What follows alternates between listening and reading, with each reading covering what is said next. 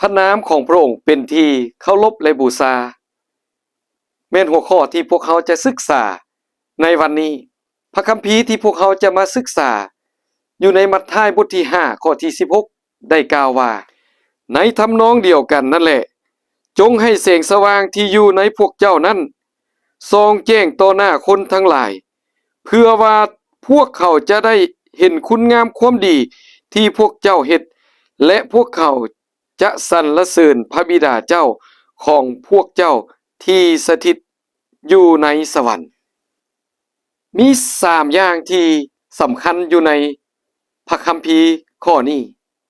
ที่ได้กล่าวไว้คือ1ให้แสงสว่างของพระเจ้านั้นส่องผ่านทางชีวิตของพวกเขาเพื่อว่าพวกเขาได้เห็นการดีที่พวกเขาได้เฮ็ด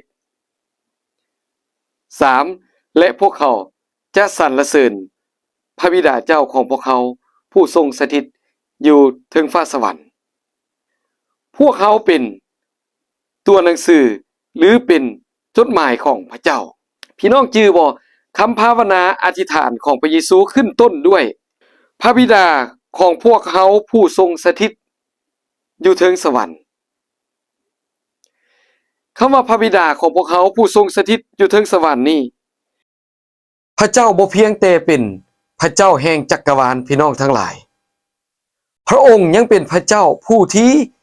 สนิทสนมมีความสัมพันธ์ใกล้ชิดกับพวกเขาและเป็นเพื่อนมิตรที่ดีกับพวกเขาและคำอธิษฐานของพระเยซูนั้นยังกล่าวอีกว่าพระนามของพระองค์เป็นที่เคารพและบูชาพระนามของพระองค์นั้นศักดิ์สิทธิ์และยิ่งใหญ่พี่น้องทั้งหลายอยู่ในพระคัมภีร์2โครินธ์บท3ข้อที่2อาจารย์เปาโลได้กล่าวว่าพวกเขาเป็นตัวหนังสือของพระเจ้าที่เปิดให้ทุกๆคนได้อ่านและอยู่ใน1โครินธ์บทที่4ข้อ9อาจารย์เปาโลยังกล่าวอีกว่าสำหรับพวกเขาได้ถูกเฮ็ดให้เป็นที่โลกได้เบิ่งคนทั้งหลายเขาบ่ได้เห็นพระเจ้าแต่พวกเขาเห็นพวกเขาพฤติกรรมประจำวันของพวกเขาสามารถเฮ็ดให้สรรเสริญพระเจ้าและย่องย่อพระนามของพระองค์ได้หรือเฮ็ดให้พระองค์ได้เสื่อมเสียเกียรติและนำสิ่งที่บ่เป็นประโยชน์เข้ามาหาคริสตจักรของพระองค์ได้มื้อละวันพวกเขาควรคู่เข้าและภาวนาอธิษฐานต่อพระองค์พระบิดาช่วยข้าน้อยฮู้ที่จะให้เกียรติแด่พระองค์ในทุกสิ่งที่ข้าน้อยได้เฮ็ดในมื้อนี้ช่วยข้าน้อยให้เป็นตัวแทนของพระองค์อย่างถูกต้องและนำชื่อของพระองค์ติดตัวข้าน้อยเพื่อทุกคนที่เห็นพวกเขาจะสรรเสริญ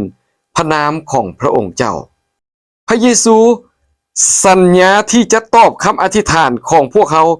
ถ้าพวกเขาขอในพระนามของพระองค์ในพระประสงค์ของพระองค์สรรเสริญและให้เกียรติแก่พระองค์อยู่ในโยฮันบทที่14ข้อ13-14คำภาวนาอธิษฐานของข้าพเจ้าสำหรับพี่น้องในวันนี้พระบิดาผู้สถิตอยู่ถึงฟ้าสวรรค์ผู้เป็นที่ฮักของพวกข้าน้อยทั้งหลาย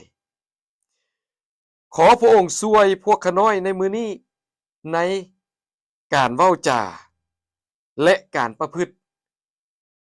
ในแบบที่เป็นตัวแทนของพระองค์อย่างถูกต้องต่อหน้าคนอื่นขอช่วยให้พวกข้าน้อยเฮ็ดในทางที่ให้เกียรติพระองค์ด้วยอาเมน